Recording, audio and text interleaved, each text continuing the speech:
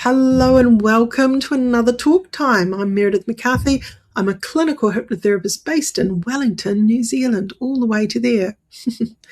For some of you, you might never have been to New Zealand. Maybe you've never heard of New Zealand, but it is my home. It is my place and space of belonging. And I'm passionate about talking to people and educating them around hypnotherapy and what it can do for you. So we've been doing a bit of a series across cultures and across time. Humans have tried to answer some questions. Who am I? Why am I here? What's this all about?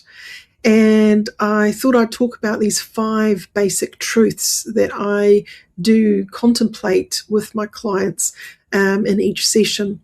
And today's topic of interest is that creative power of thought and consciousness, and how I work with that as a clinical hypnotherapist. So if you're interested in that, buckle up. Here we go.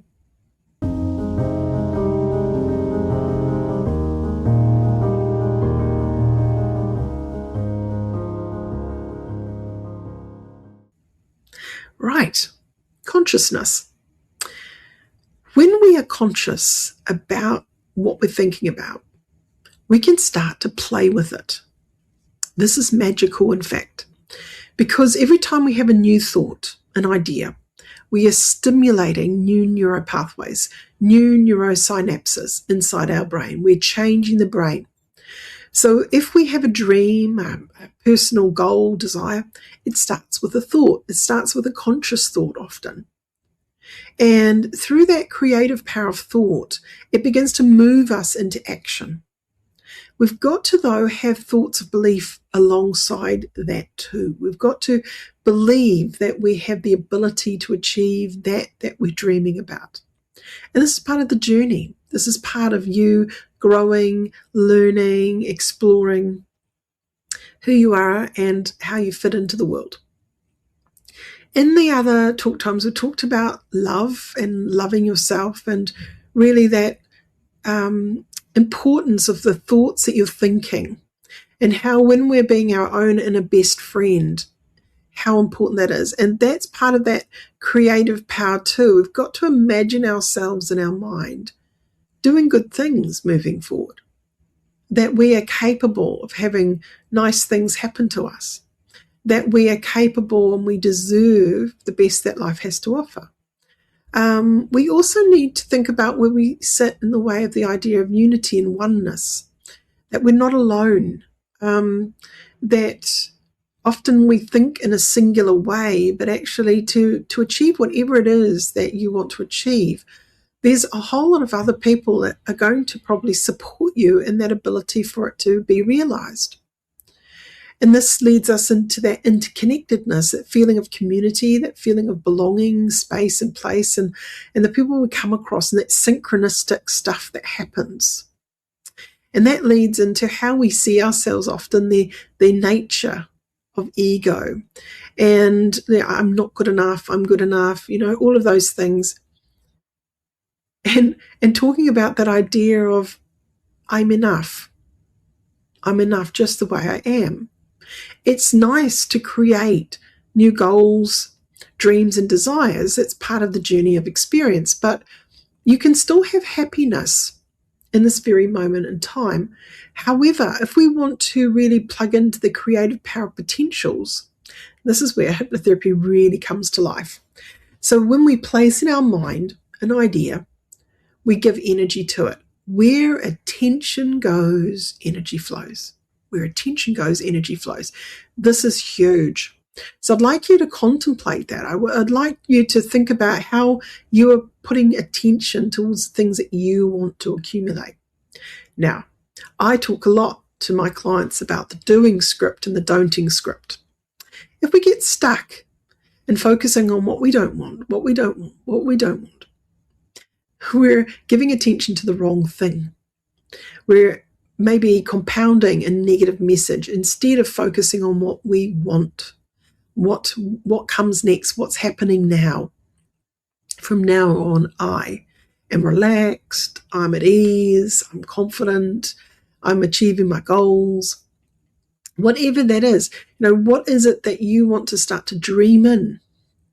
Because when you start to dream it in, things start to happen. We are transmitting signals out into the world around us, and synchronistically things start to line up in line with the thoughts that we're thinking. We are manifesting our reality around us at all times. So it is important to think about the nature of your thoughts. What are you daydreaming on? What is your creative soul lusting after? I remember a moment many years ago. I was with a good friend down south, and we went to an art gallery, and I was being a bit playful and stupid, and I love art, and I was talking to my friend about wanting to exhibit one day. And there was a whole lot of cloud paintings. I said, oh, that'll be my painting one day. That'll be my painting one day. That'll be my painting one day. Now, no less than a couple of months went by, and I bumped into an old friend. We got off the train, and I walked along the waterfront, and she said, how are you doing? And I said, oh, I'm just starting to paint again, and so on. She said, oh, have you ever exhibited in the fine arts gallery in on the waterfront? And I goes, no. She said, oh, you can just go and join and submit your stuff. And I said, really? So I went in there literally that morning, joined up, and guess what I put there? I put 2 cloud paintings. And so they've since been sold, not at that time, but it's quite exciting. And then out of the blue, I was saying to my friend from down south, I'd really love to do a solo. I can just see it in my mind. I'm getting excited about it right now, and I could see it all forming. Well, I had done this big painting, and I had it in my the waiting room in my office outside here, and it's a huge painting of ripples in water. And one of my clients wanted a print of it, and I'd never done any prints before, so I thought, I'll go along to the hut and check out the camera store and see whether they can do a print, a really good quality print of my painting. Anyway, they did the print, but the lady that served me, she said, oh, is that one of your paintings? And I said, yeah. She goes, have you got more of paintings like this? And I said, yep, I do. She said, would you be interested in doing a solo exhibition at the Hut Art Gallery? And I'm like, yeah. When? And that was it. And now I'm coming into my 3rd exhibition. So many years have passed since then, and it's been a really neat journey to be able to create incredible works of art for each of the exhibitions. And I've had many people who have bought them. Thank you to those out there. If you are following this podcast, you know who you are. And I've also had commissions, which is really cool. Petrifying, I might add, but commissions.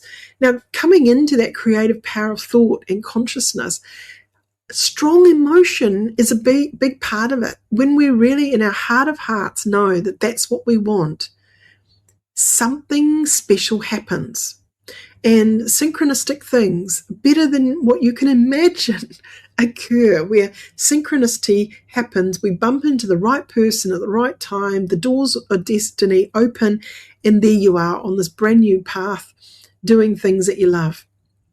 If it's congruent with your life journey, I'm here to be a creative. Look, I think outside the box all the time, and I love to support people, but I also like to create lovely things. I get fascinated with textiles and how paint works and things, and I can sit there for 13 hours nonstop painting a painting. That is what I'm capable of doing. So that creative power of thought, that consciousness, and bringing these ideas to life. You are more powerful than you think, but sometimes we diminish this power through beliefs that really don't serve. So as a hypnotherapist, I support people in being that inner cheerleader, into cleaning up the thought stream, into really understanding that strong emotion wins, and clearest intention and strong emotion dance together. They make things happen, and we're transmitting that we want out to the world. So be cautious about how emotional you are around the things that you don't want, and make sure that the emotion of the things that you're ready to have in your life is far better, far greater. And that is what will win. That is what will cause you to manifest and bring into your life those things that you know you want to experience in this lifetime. So when I'm working with people, that power of manifestation is huge.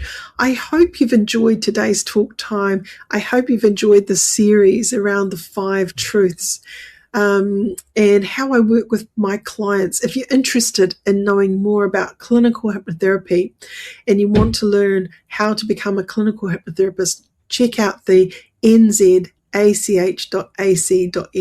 site, and I'd love to be your guide. I love to teach about this. I like to help people in all sorts of ways. And yeah, if this has resonated with you, please comment below.